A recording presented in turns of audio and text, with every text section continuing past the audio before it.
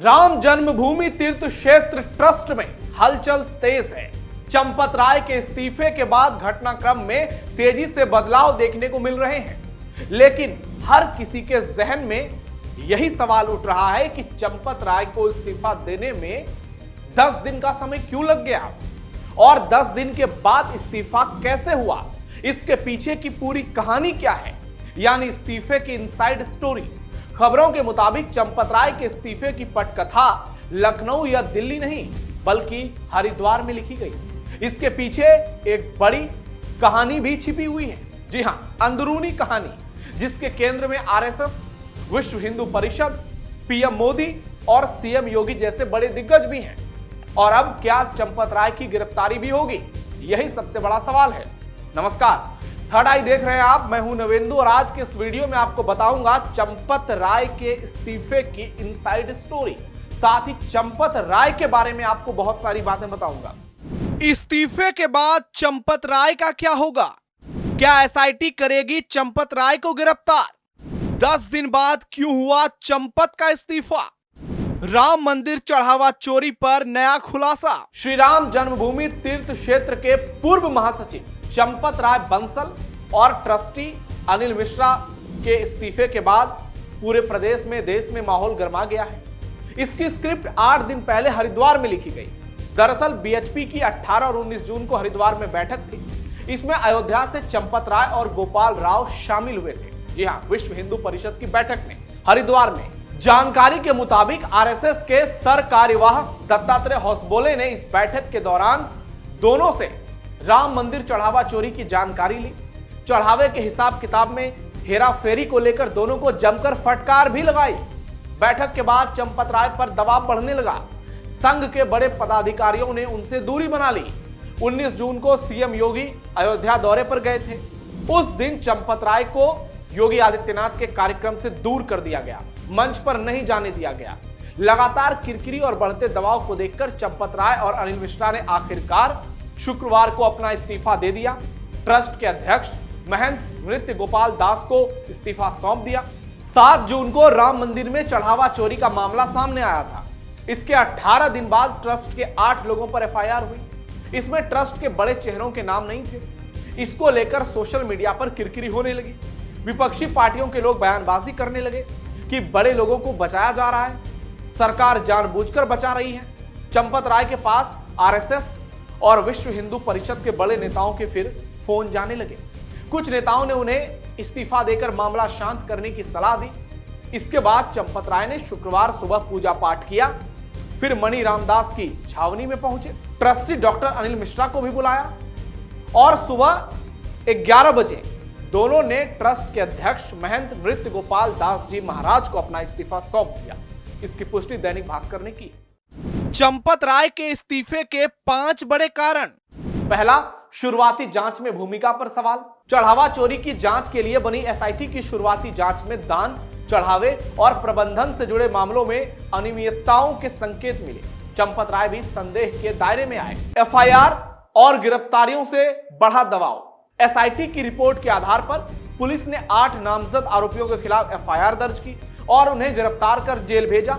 इससे पूरे मामले ने गंभीर रूप ले लिया। पूर्व ड्राइवर का नाम सामने आने से बड़ी मुश्किलें। एफआईआर में चंपत राय के पूर्व ड्राइवर रामशंकर यादव उर्फ टिन्नू और उसके भतीजे मनीष का नाम भी शामिल था। आरोप लगा कि टिन्नू ने मंदिर से जुड़े कुछ लोगों के साथ मिलकर चढ़ावे में हेराफेरी की, जिससे मामला और संवेदनशील हो गया और चंपत राय पर फिर गंभीर सवाल उठे। जांच पर सवाल ना उठे इसलिए इस्तीफा। ट्रस्ट का मानना था कि अगर सीनियर पदाधिकारी अपने पद से बने रहते हैं तो जांच की निष्पक्षता पर सवाल उठ सकते हैं। इसी कारण उन्होंने जांच एजेंसियों को स्वतंत्र रूप से काम करने का मौका देने के लिए पद छोड़ दिया। राम मंदिर ट्रस्ट की साख बचाने की कोशिश। राम मंदिर करोड़ों सनातनियों की आस्था का केंद्र है। ट्रस्ट नहीं चाहता था कि जांच के दौरान संस्था की विश्वसनीयता पर सवाल उठे, इसलिए चंपत राय ने पद छोड़ना ही उचित समझा या फिर उनको इसके लिए ऑर्डर दिया गया। अब आपको चंपत राय पर दिए कुछ बड़े बयानों के बारे में बताते हैं जो बहुत महत्वपूर्ण है।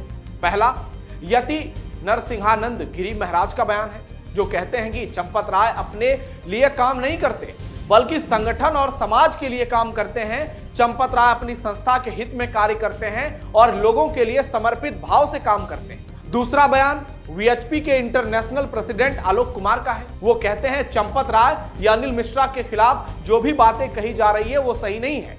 जिन लोगों के नाम एफआईआर में बताए जा रहे हैं या एसआईटी रिपोर्ट का हवाला दिया जा रहा है, उन पर लगाए गए आरोप गलत हैं और वो किसी भी तरह की अनियमितता में शामिल नहीं है। दो लोग चंपत राय का खुलकर समर्थन कर रहे हैं, लेकिन तीसरा नाम संजय सिंह का है जो आम आदमी पार्टी से सांसद हैं। उनका बयान अलग है। वो कह रहे हैं चंपत राय और अनिल मिश्रा के नाम से जुड़े मामलों की जांच होनी चाहिए, जमीनों से जुड़े सौदों और कथित अनियमितताओं की जिम्मेदारी तय होनी चाहिए और जांच को आगे बढ़ाया जाना चाहिए। संजय सिंह ने एसआईटी को भी बहुत सारे सबूत सो कॉल्ड पेश किए हैं। उनके मुखिया अरविंद केजरीवाल भी अयोध्या आए, तो मामले में बयानबाजी भी जमकर हो रही है।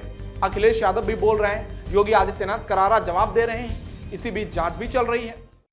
राम मंदिर ट्रस्ट को भंग करने की जरूरत नहीं। इसी बीच विश्व हिंदू परिषद के अंतर्राष्ट्रीय कार्यकारी अध्यक्ष आलोक कुमार ने बड़ा बयान देते हुए कहा कि फिलहाल मुझे नहीं लगता कि राम मंदिर ट्रस्ट को भंग करने या नई कमेटी बनाने की आवश्यकता है, क्योंकि आरोप केवल कुछ व्यक्तियों पर है, पूरे ट्रस्ट पर नहीं।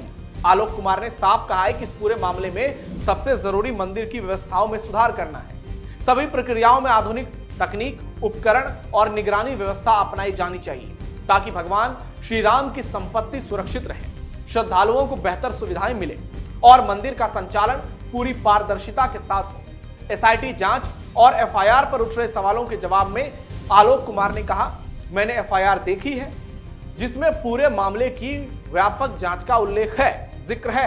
8 नामजद आरोपियों के साथ अन्य भी लिखा गया है, जिससे स्पष्ट है कि जांच किसी एक व्यक्ति तक सीमित नहीं रहेगी। उन्होंने कहा है कि जिन जिन लोगों पर आरोप है उन सभी की निष्पक्ष और पूरी जांच होगी। ये सवाल भी सही है कि पूरे ट्रस्ट को क्यों भंग किया जाए। जी हाँ, आलोक कुमार अगर कुछ कह रहे हैं तो इसका दूसरा पहलू भी देखिए, आप भी समझिए कि ट्रस्ट को पूरी तरह से क्यों भंग कर दिया जाए, क्योंकि आज भी ट्रस्ट में बहुत सारे ऐसे लोग हैं जो निस्वार्थ भाव से रामलला की सेवा में लगे हैं। उनको वहां रहने का हक है। तमाम साधु संत मौजूद हैं। अगर चंपत राय भी बरी हो जाते हैं तो इनकी भी वापसी हो सकती है।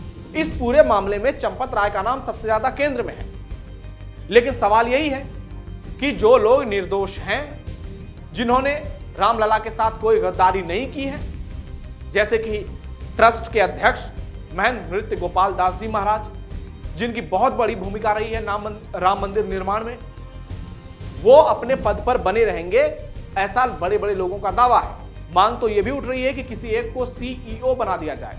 नृपेंद्र मिश्रा का नाम चल रहा है। लोग तो यह भी कह रहे हैं कि नृपेंद्र मिश्रा या फिर किसी ऐसे लोगों को बड़ी जिम्मेदारी देनी चाहिए जो पूरे प्रोफेशनल हो, लेकिन साधु संत भी व्यवस्थाओं को सही तरीके से संभाल सकते हैं अगर उसमें सारे ईमानदार लोग हों तो। अब यहीं पर आप देख लीजिए, आरोप जो ट्रस्ट के तमाम लोग हैं उसमें सिर्फ चंपत राय और अनिल मिश्र पे लगे हैं, इसके अलावा और किसी पर आरोप नहीं लगे हैं। ऐसे में देखना यह दिलचस्प होगा कि आगे चलकर क्या होता है। तो चलिए, जब चंपत राय ही केंद्र में है तो उनके बारे में बातचीत करते हैं, उनके बारे में उनकी पूरी कहानी आपको बताते हैं। चंपत राय बंसल की पूरी हकीकत जानिए। चंपत राय का असली नाम चंपत राय बंसल है। उनका जन्म 1946 में उत्तर प्रदेश के बिजनौर जिले में हुआ था। बचपन से ही वो राष्ट्रीय स्वयंसेवक संघ यानी आरएसएस की विचारधारा से जुड़ गए थे। पढ़ाई पूरी करने के बाद वो बिजनौर के ही आरएसएम डिग्री कॉलेज में केमिस्ट्री के प्रोफेसर बन गए और वहां पढ़ाने लगे। साल 1975 में जब देश में इमरजेंसी लगी तो आरएसएस से जुड़े होने के कारण पुलिस उन्हें गिरफ्तार करने पहुंची थी। उनके साथ ही उनसे जुड़ा एक दिलचस्प किस्सा बताते हैं कि जब पुलिस उन्हें अरेस्ट करने आई तब वो कॉलेज में केमिस्ट्री पढ़ा रहे थे। चंपत राय ने पुलिस वालों से बड़े आराम से कहा, कृपया थोड़ा रुकिए जब तक मैं अपना लेक्चर पूरा ना कर लूं। उनका रौब ऐसा था, दबदबा ऐसा था कि पुलिस वाले भी मान गए और क्लास खत्म होने के बाद ही अपने साथ लेकर के गए। इमरजेंसी के दौरान वो करीब 18 महीने तक जेल में रहे और इस दौरान उन्हें अलग अलग जेलों में शिफ्ट किया गया। जेल से छूटने के बाद चंपत राय ने एक बड़ा फैसला किया। उन्होंने प्रोफेसर की सरकारी नौकरी छोड़ दी और 1980 में पूरी तरह से विश्व हिंदू परिषद में शामिल हो गए। उन्होंने अवध, अयोध्या और आसपास के इलाकों में घूम घूम कर युवाओं को इस आंदोलन से जोड़ा।